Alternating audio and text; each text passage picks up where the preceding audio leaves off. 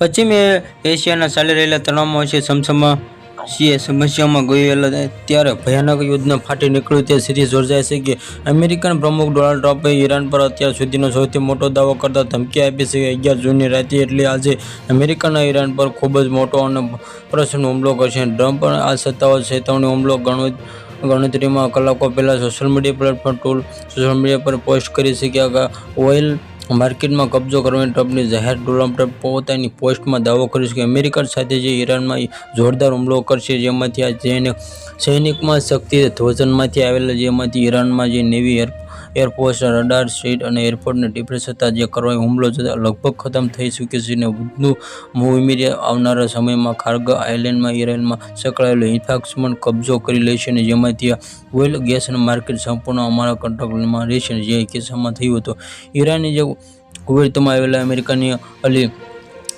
અલ સલમાન, હેમદ અલ જાહેદ અને બેઝરમાં બહેરીન જે કિસ્સા અને એરબેઝ સહિતનો 18 મહત્તમ અમેરિકન સૈનિક તકો પર મિસાઇલ મારો ચલાવી અને નિશાન બનાવ્યું છે, જેમાંથી આ સાથે જે ઈરાનમાં વૈશ્વિક વેપાર માટે અત્યંત મહત્વનો ગણાતા દરેક માર્ગ સ્ટેટ ઓફ હોર્મઝ સંપૂર્ણ બંધ કરવાની જાહેરાત કરી છે. તમામ રાષ્ટ્રીય જાહેર કરવામાં આ વિસ્તારની દૂર રહેવા કડક ચેતવણી આપી છે. જે યુદ્ધના સ્થિતિમાં ઈરાનની સેનાને જણાવ્યા અનુસાર જે જણાવવામાં કાર્યવાહી અમેરિકા દ્વારા ઈરાનની સરહદની અંદર કરવામાં આવેલા હુમલાનો વિરોધ કરવામાં આવે છે અને બંને પરમાણુ અને આધુનિક અને સૈન્ય શક્તિઓ સામે જતા વૈશ્વિક અને સ્તરે ચિંતાની લહેર પ્રસરી ગઈ છે.